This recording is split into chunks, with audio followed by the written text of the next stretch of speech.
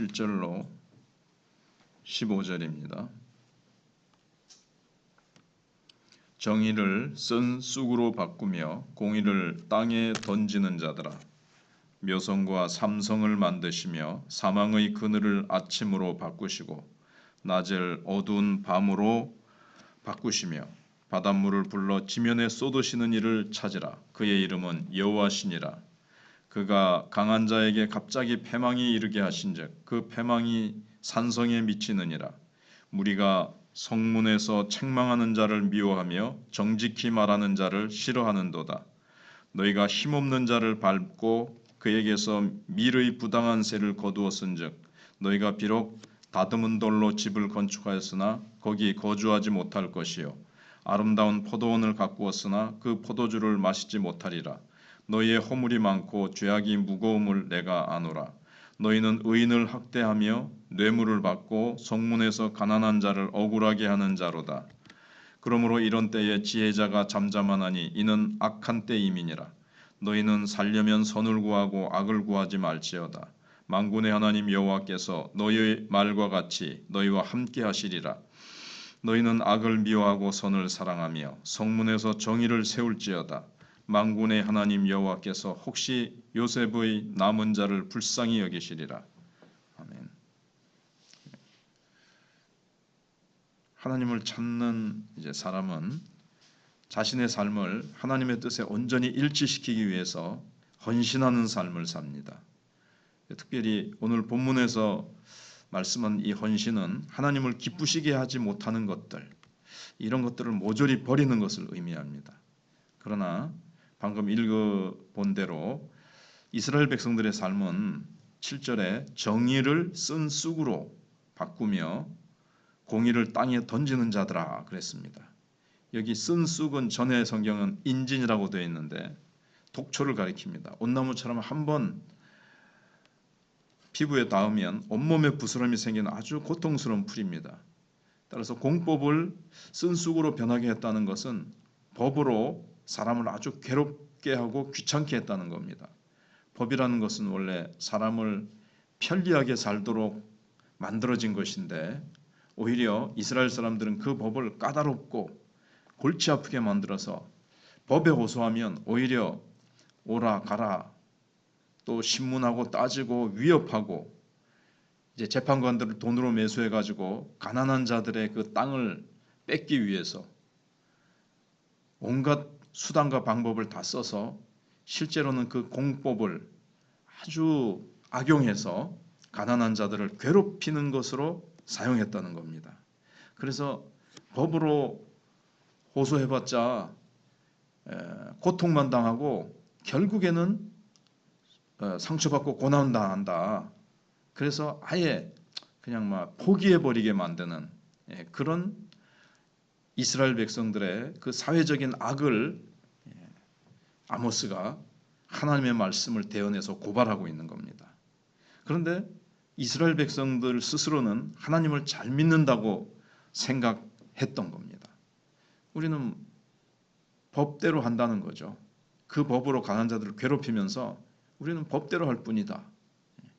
가난한 자 그들의 잘못이다. 이런 식으로 하는 겁니다. 그래서 정의를 땅에 던지는 자들이라 그랬습니다. 이게 뭐냐면 정의롭게 살려고 하는 사람, 신앙 양심에 따라서 살려고 하는 사람들을 막 들들들 볶아가지고 결국은 아이고 정의대로 살려고 했더니 너무 힘들다. 그러면서 신앙 양심을 포기하도록 법에 호소해가지고 내가 신앙 양심을 따라서 신앙생활 잘 하려고 하는 그거를 못하게 만들어 버린다는 거예요. 그러니 얼마나 악이 가득합니까? 근데 구약이 왜 이렇게 계속 이스라엘의 죄악된 모습을 구체적으로 적나라하게 정말 계속 이렇게 얘기하고 있을까요? 구약 옛날에 그 하나님의 언약은 인간이 거듭나지 않는 한 아무리 이렇게 귀하고 좋은 법을 하나님이 주셔도 인간이 지킬 능력이 안 된다는 거죠. 속이 아담으로부터 영향을 받아서 썩어 있고 그 안이 탐욕으로 가득하고 탐욕이라는 우상 숭배로 가득한 삶을 살아갈 수밖에 없는 인간의 이 실존 모습을 보여주고 있는 겁니다. 그런데 인간의 이 참 전적으로 타락하고 도저히 선을 행할 수 없는 악으로만 달려갈 수밖에 없는 모습을 철저히 깨달아야 정말 은혜가 귀하구나. 예수님이 오시지 않으면 우리 인간은 소망이 없는 존재구나 하는 것을 그냥 뼛속 깊이 깨닫게 하시려고 계속 이스라엘 백성들의 이 모습, 택한 백성이요, 선지자를 보내시고 하나님이 쏟아주실 수 있는 것은 다 쏟아주신 겁니다. 단 밖으로요. 그래서 결국 우리의 속이 거듭나야 된다.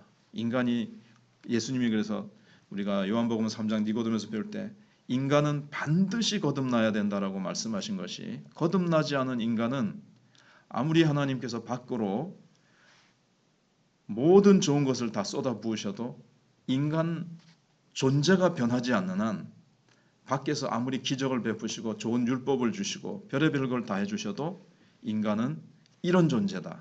그래서 예수님이 다녀가셔야 된다. 이 땅에 십자가에 죽으셔야 된다. 성령을 보내주시지 않으면 인간은 이렇게 살 수밖에 없는 존재다.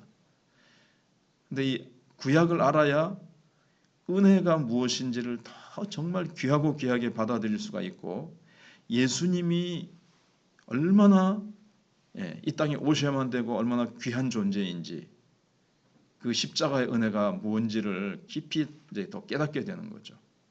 근데 구약은 뭐 자꾸 죄만 짓고 벌만 주시고 이거 참 복잡하고 귀찮다 그래서 구약은 무시하고 신약으로 바로 뛰어들면 그 은혜의 깊이와 은혜의 귀중함을 이렇게 모르게 되는 겁니다.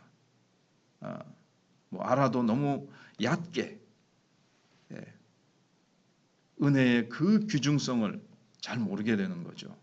그래서 이렇게 구약의 인간의 이 타락한 모습이 얼마나 참 이런지를 보여주고 있습니다. 아니, 하나님의 백성이 이럴 수 있나? 할 정도로. 근데 하나님은, 그리고 이스라엘 백성들은 그래서 생각한 게 뭔가 하면 자기들만 축복해 주셔야 된다는 겁니다. 자기들만 잘 되게 해주셔야 된다는 겁니다. 이방 백성들은 다 지옥의 불쏘시개고 그들은 다 멸망시키시고 어차피 하나님의 사랑의 대상이 아니고 지옥을 위해 땔감으로 하나님이 만드셨다는 겁니다. 자기들만 아브라함의 후손으로 사랑받고 축복받고 자기들만 천국에 간다는 거예요.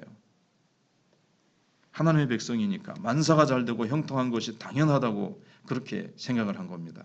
그래서 10문둥이 가운데 사마리아 사람은 돌아와서 감사했지만 9명의 문둥이는 그냥 가버린 게, 우리는 당연히 하나님이 축복해 주셔야 되고 우리는 고침받는 게 당연하다고 그렇게 여겼기 때문에 그들은 육신은 고침받았는지 몰라도 영혼까지 구원받지는 못했죠. 그래서 하나님의 말씀대로 사는 대신에 자기 중심적으로 북이스라엘은 살았습니다. 하나님의 공법을 불편하다고 만들어서 신앙 양심에 따라 살려고 하는 사람들을 괴롭히는, 이렇게까지 가짜 신앙으로 가득 찬 북이스라엘의 모습을 봅니다. 또 구체적으로 보면 11절 12절에서 너희가 힘없는 자를 밟고 그에게서 밀에 부당한 세를 거두었은즉, 이거는 밀을 빌려주고는 너무 높은 이자를 받아서 갚을 수 없도록 하는 겁니다. 그래서 그 땅을 빼앗아 버립니다. 혹은 그 높은 세를 받아서 다듬은 돌로 집을 건축하였으나, 대리석이든지 고급 돌로 집을 탁 짓고 거기 하였으나 거기 거주하지 못할 것이요.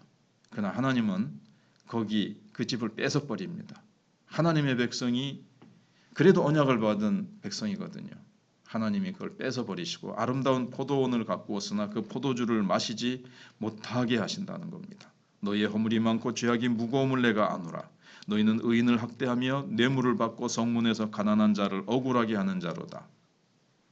근데 하나님께서 이제 언약을 맺은 이스라엘 백성은 다른 백성과 달리 좀 특별하게 다루십니다.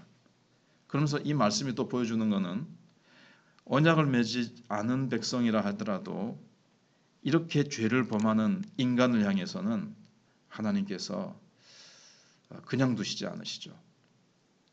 그래서 이스라엘의 불의는 밀의 부당한 새, 이자로부터 시작됐고, 이자가 지나치게 높아서 가만히 앉아서 남의 어려움을 이용해서 부자가 되려고 한 겁니다.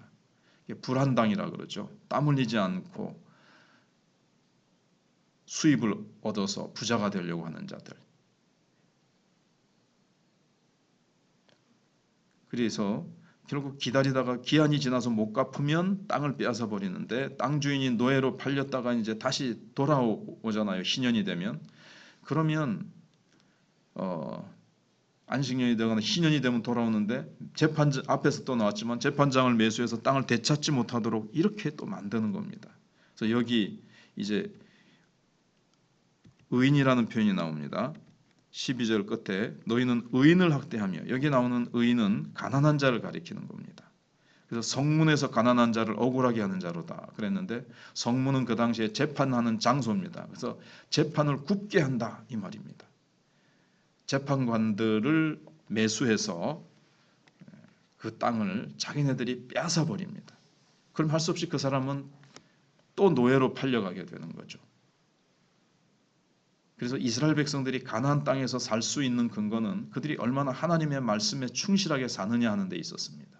하나님의 말씀대로 살면 가나안에 사는 이스라엘 백성들의 모습은 그야말로 땅에 있는 천국처럼 되는 겁니다. 그렇게 서로 사랑하며, 이 법이 그렇게 사랑의 법이라서 아름답고 다른 이방 백성들이 볼 때 어떻게 저렇게 살 수가 있지? 어떻게 저렇게 아름답고 화평하고 기쁨과 은혜가 충만한 사회를, 나라를 건설할 수 있을까?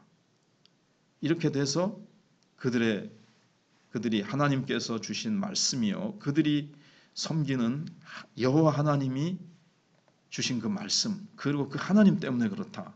그래서 제사장 나라가 되고 온 세상에 하나님의 영광을 드러내는 빛과 소금으로 하나님이 세우려고 애굽에서 건져내셔서 가나안 땅에 들여보내 주셨는데, 그 사명, 그 하나님의 뜻을 이루어드리지 못하면 이스라엘은 존재 가치가 없어지는 겁니다. 하나님이 택하신 목적과 뜻을 이들은 깔아뭉개는 것이 되기 때문에 하나님께서는 그 땅에서 다른 땅으로 끌려가게 하십니다. 그 땅에서 몰아내시는 거죠. 그들이 가나안 7족속을 몰아냈지만 이스라엘 백성들도 그렇게 살지 못하고 가나안 7족속처럼 살아가면 하나님께서 또 몰아내시는 거죠.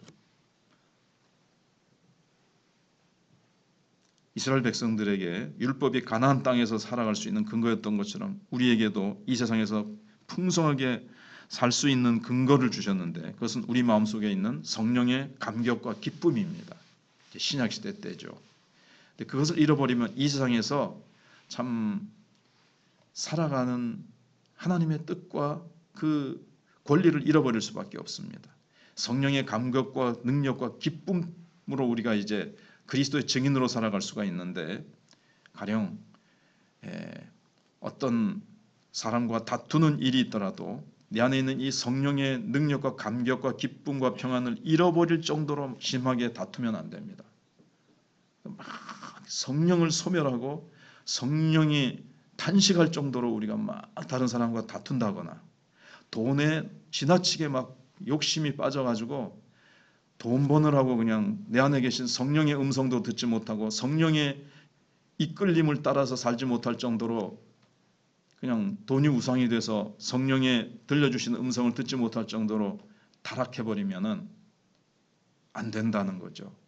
성령께서 그냥 두지 아니하시고 시기하시기까지 우리를 사랑하시기 때문에 하나님께서 이제 그걸 막으시고 성령으로 살아갈 수밖에 없도록 하나님께서 이제 신약 시대 때는 이제 구약은 밖에서 역사하셨지만 이제는 안에 들어오셨기 때문에 우리가 정말 하나님의 뜻대로 살지 못하면 성령께서 우리의 마음속에 탄식하도록 고통을 주시고 마음의 양심의 아픔을 주시고 사인을 주셔서 성령을 따라서 살아가게 하십니다. 그래서 누가 오른뺨을 치거든 때리면 왼뺨도 돌려달라고 말씀하셨는데, 늘 맞으면서 돌아달리라는 말씀이 아니라 자기를 방어해야 할 때는 방어해야 되지만 성령의 기쁨을 잃어버릴 것 같으면 차라리 손해를 보라는 겁니다. 그래서 우리에게는 율법이 있는데 성령이 마음에 새겨주신 율법이요 말씀입니다. 성령이 순간순간 저 사람 도와주자, 저 사람에게 양보하자, 저 선교사님에게 을 위해서 기도해드리고 저 선교사님들에게 어떤 내가 참 섬기자 이런 마음을 순간순간 주십니다. 저 사람에게 꼭 복음 전해야 되겠다. 저 사람과 관계를 맺어서 저 사람 예수님께로 인도해야 되겠다. 어떻게 그 사람을 주님께로 인도하면 좋을지 지혜를 순간순간 성령께서 주시는 겁니다. 그렇게 우리가 살아가면서 하나님께 영광을 돌리는 하나님의 백성이 되어야 되겠습니다.